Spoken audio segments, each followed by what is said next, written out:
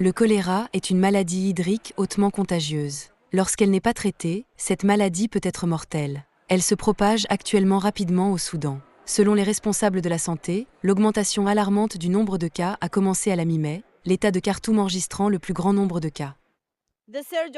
La recrudescence des cas de choléra à Khartoum a contribué à sa propagation dans d'autres régions, notamment le Nil, l'État du Nord, Guedaref, Al Jazira et l'État du Nil blanc. Cela s'explique par les déplacements de population entre les États depuis la libération de Khartoum en mars. Depuis plusieurs années au Soudan, le choléra est endémique.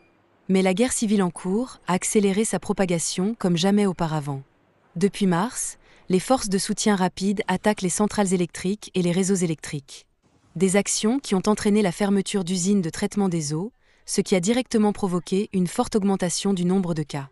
Des populations ont été contraintes de consommer l'eau contaminée du Nil, faute d'eau potable.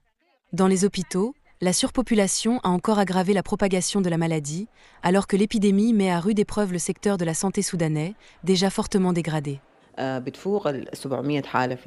Nous avons relevé plus de 700 cas en une journée, grâce aux efforts conjoints de plusieurs partenaires, notamment le ministère de la Santé et le ministère des Finances, ainsi que diverses organisations internationales dont l'OMS et l'UNICEF, et à l'action de la société civile et d'entreprises privées ayant fourni les équipements nécessaires pour contenir la maladie. Une baisse du nombre de cas a été observée il y a 2 jours et la courbe épidémiologique a changé.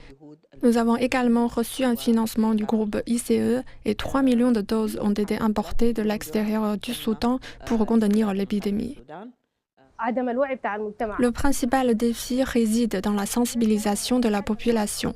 Une maladie comme le choléra peut être endiguée si les gens savent ce que c'est, la façon de traiter les symptômes et de prévenir une propagation rapide en appliquant des mesures de base telles qu'éviter d'utiliser de l'eau provenant de sources inconnues, respecter les règles d'hygiène personnelle, laver les aliments et faire bouillir l'eau.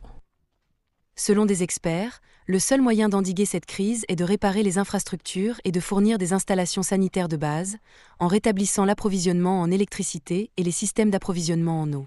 Selon les Nations Unies, jusqu'à 1 million d'enfants pourraient mourir du choléra au Soudan, à moins que la propagation de la maladie ne soit ralentie.